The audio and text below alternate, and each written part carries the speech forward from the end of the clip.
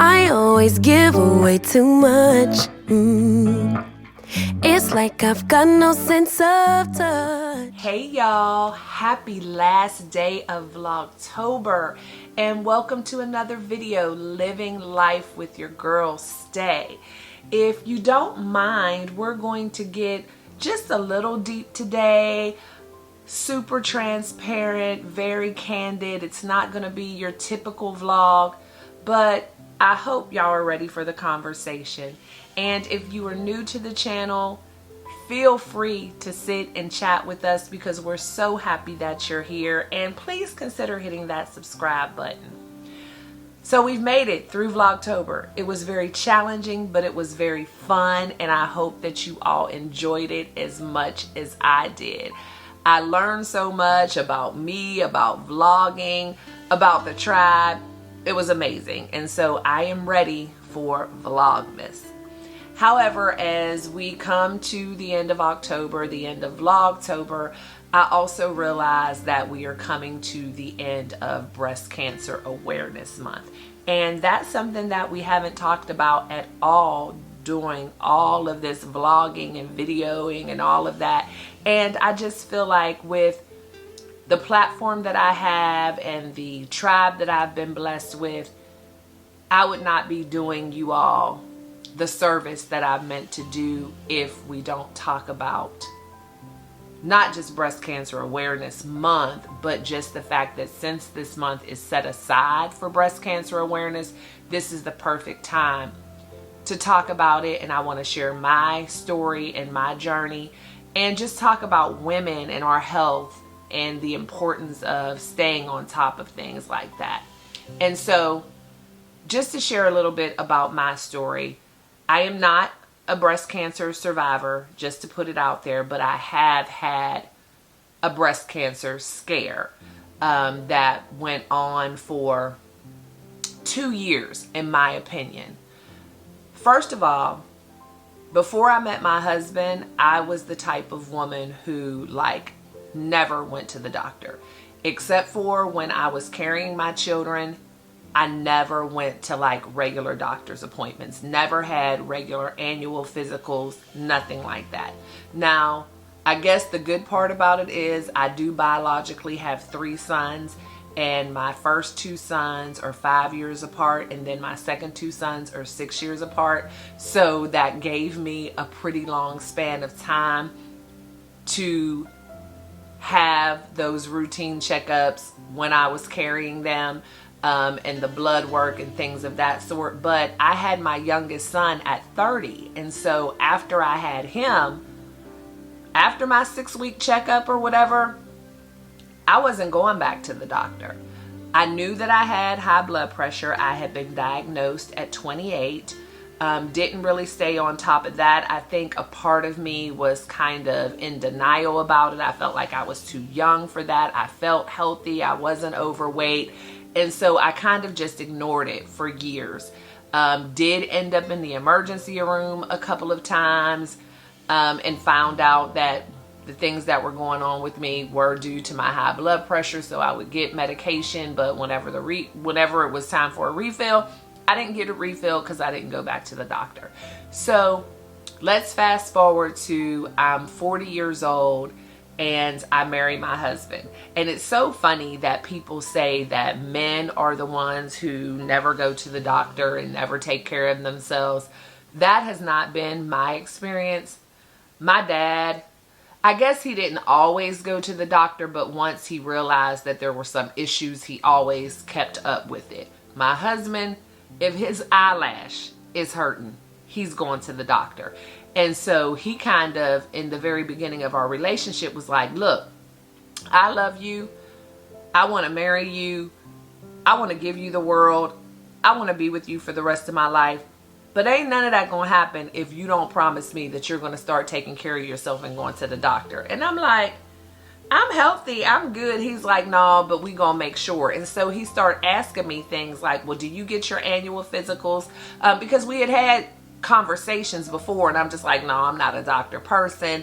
I'm not running to the doctor. I can take care of myself. And so he's like, I know that you don't just, you know, go to the doctor if you're not feeling well today or whatever. He's like, but do you do your annual things? Like, are you getting your annual physicals? Do you get a mammogram? I'm like, mammogram? I've never had a mammogram. And at that time, like I said, I was 40 years old and there had been breast cancer in my family. And he was like, no. Wait a minute, Miss Ma'am, we're not doing that. And so he basically wanted to like, look, we got to check under the hood before I marry you type of thing. And I'm like, well, what if there's something wrong? Are you not going to love me anymore? He was like, no, that's not the case at all. He said, I just believe in being proactive and I just don't want anything to sneak up on us. Now, meanwhile, my husband has high blood pressure as well. And while we were dating, he ended up having to have a stent put in his heart. We had gone through some things. And so I was there by his side. There was no reason for me to think that he wouldn't be by my side, but he just wanted to know. And so I went through that whole process of having an annual physical. I went and got my mammogram. I had a colonoscopy, some different things. Well, during my mammogram, they saw something that looked a little abnormal. And I go to Solace Mammography and they are absolutely amazing. And they really treat you well. And they're just very, very, what's the word that I'm looking for? Very nurturing, very caring. I mean, bedside manner, like, yes, just wonderful. And they take care of things really quickly. So it's no like just here's the mammogram, check out. No, you sit, you wait. If there's anything that they see that doesn't look, you know, the way it should be, and they're going to take care of as much as they can in that visit. So I have the mammogram. They see something that looks a little wonky. So they're like, hey, the doctor wants you to get another mammogram. Like right then and there. I never even, you know, got dressed again. So I get another mammogram. So then after that, they're like, sit for a second. You know what? The doctor wants us to do an ultrasound. So I get the ultrasound right then and there. Ultrasound still isn't looking great. So they decide we're going to have to do a biopsy. Scheduled the biopsy in like 2 days. So I had the biopsy and comes back benign. You're good. Just, you know, a little abnormality, nothing to worry about. But we want you to come back every 6 months for mammograms just so we can keep an eye on it. And then they put this little tag on the mask that they clip the biopsy from so that if they see it again or whatever, they'll know we've already checked that, or if I would happen to go somewhere else, they know. So I go for every 6 months for about 3 months and they say, you're good, everything's fine. And so now you don't have to come back for a year. Well, that year goes by, I go for my regular mammogram, same thing in the other breast.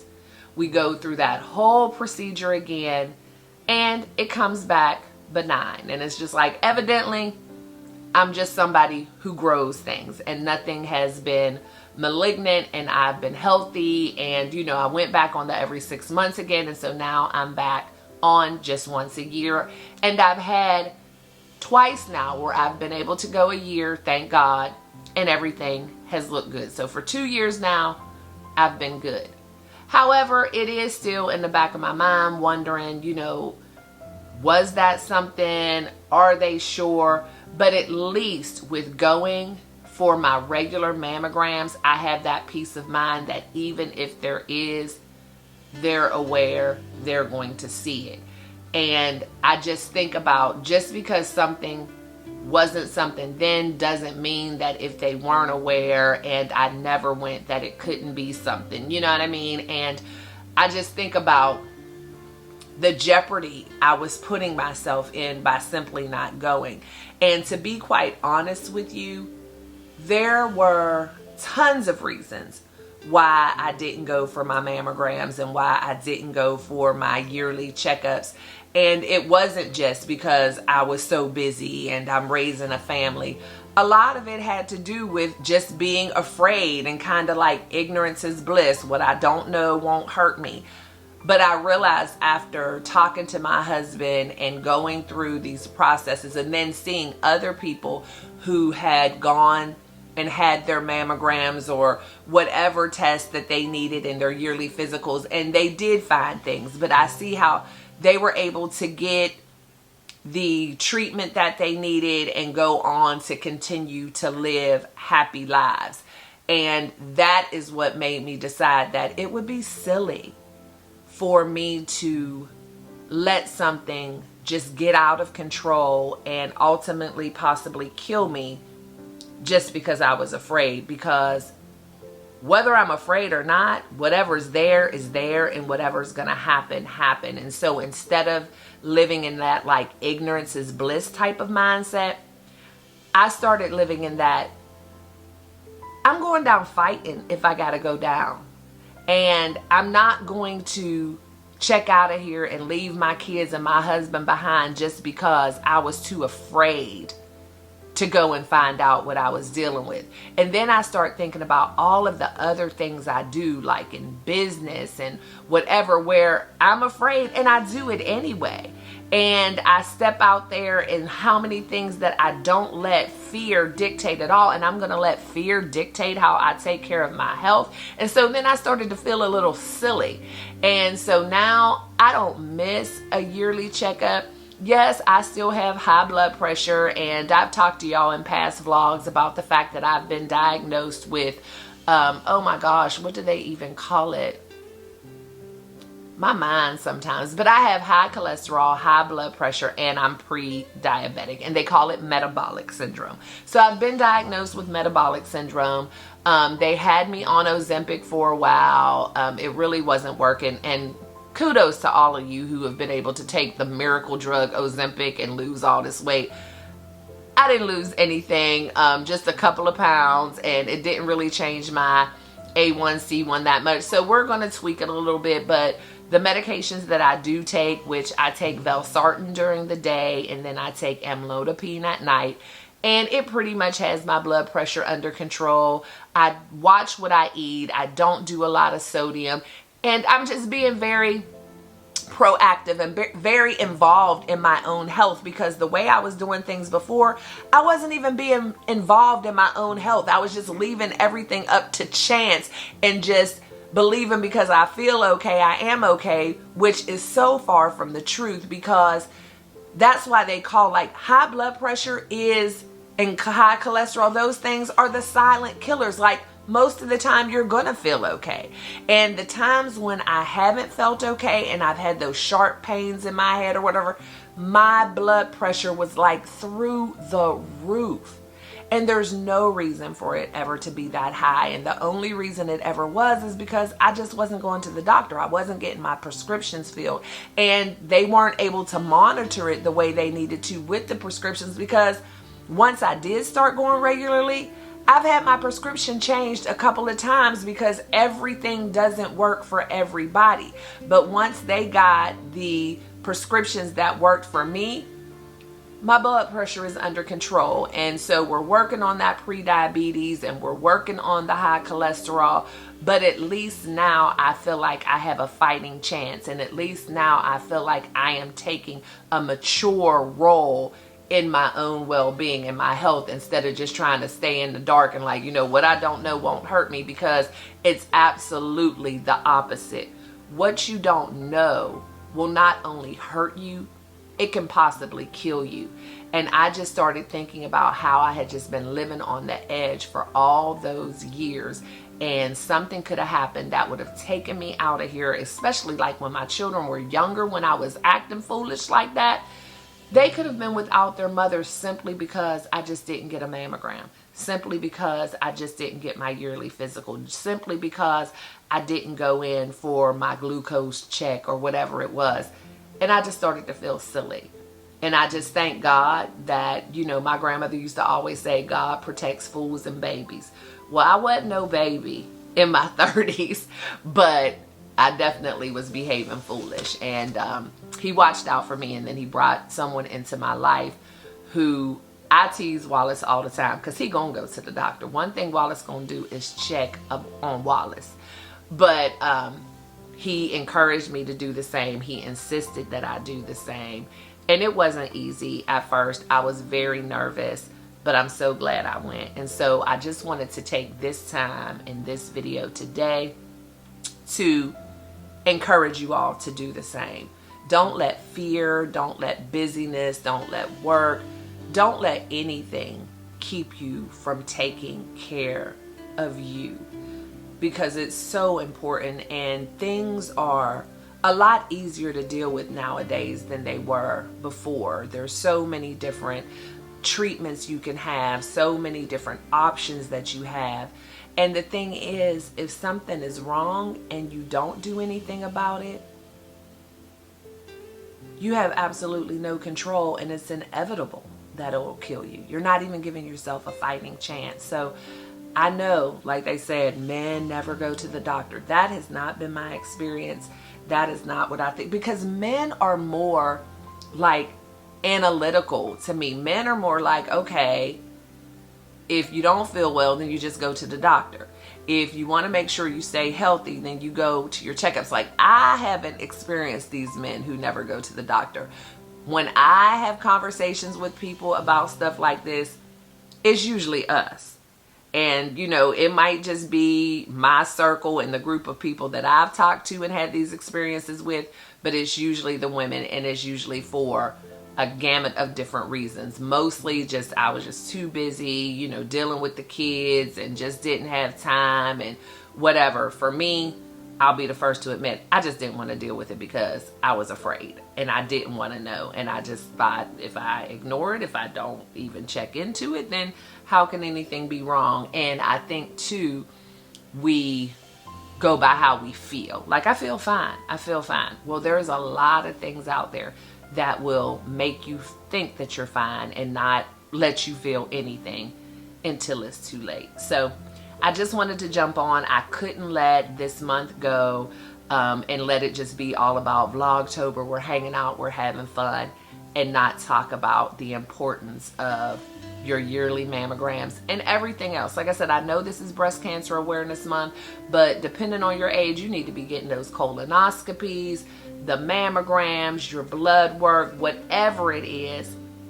Just do it. Just do it. Make the time. Make it a priority, because you wouldn't let your kids just sit around without taking them for their physicals.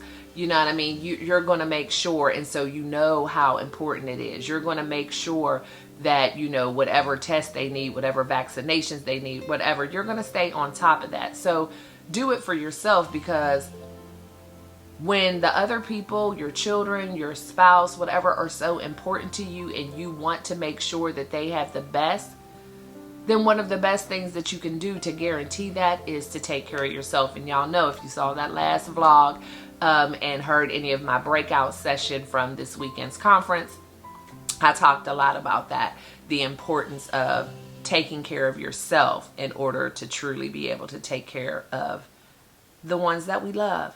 So I hope that this video was impactful to anyone who has kind of not been doing the things that they need to stay on top of their health. And of course, mental health as well. You know, make those appointments, find that therapist. We all could use someone to talk to. So I hope I was just able to share with you and impress upon you the importance of taking care of yourself.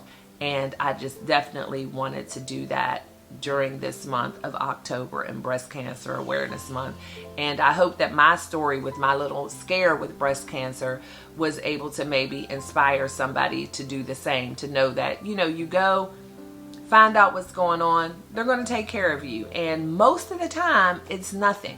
So, but you want to be able to have that opportunity, that just in case it is something, you are in the best possible hands. So guys, you know the drill.